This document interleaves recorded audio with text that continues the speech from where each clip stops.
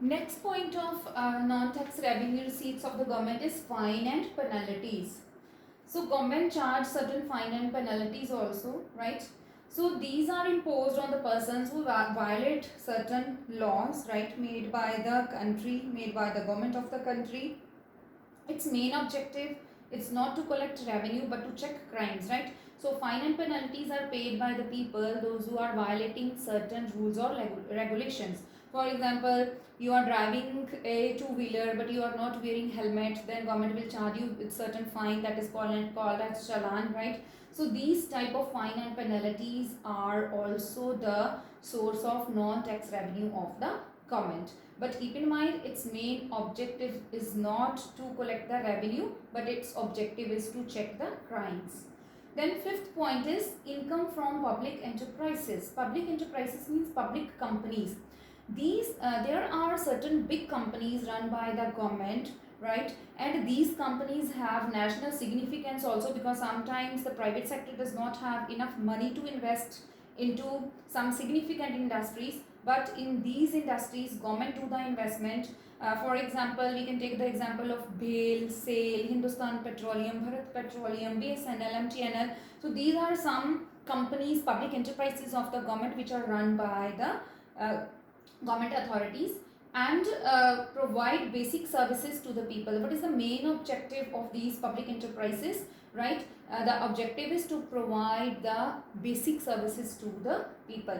Now whatever the revenue, whatever the profits are being earned by these public enterprises, these are also a significant source of the government revenue. Then we are having gift and grants. So government can get the gifts from the citizens of the country, from any domestic organizations and from any international organization, but the revenue from the gifts is very minimal, right? So government only gets a very small part from the gifts, right? And from grants, grant does not mean loan. Grant is a donation, right? Grant you need not to pay back, but loan you have to pay back. So here when we are getting the grants from IMF, World Bank, UNESCO, etc., right? So this also becomes the revenue of the government. Keep in mind, if it is grant, then it is a revenue received, but when it will be loan, it will be capital receipt, because loan will affect your assets or liabilities. But grant, because you need not to pay the grant back, so that is why it is not affecting the asset and liabilities. Then we are having escheat. What is escheat?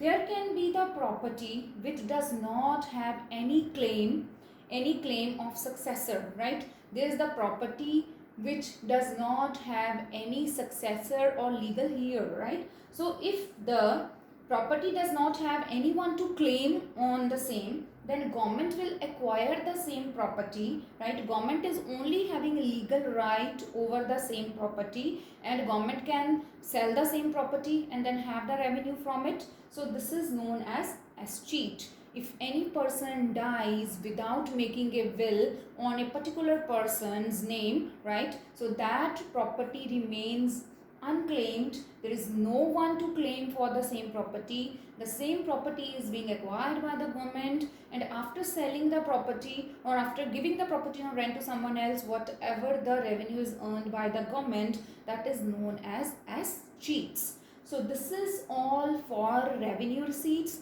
Under revenue receipts we have covered tax revenue and non-tax revenue. And one thing more, keep in mind, revenue receipts does not put any effect on the asset and liabilities of the government. Then we are going to start with capital receipts, that we will do tomorrow. Thank you.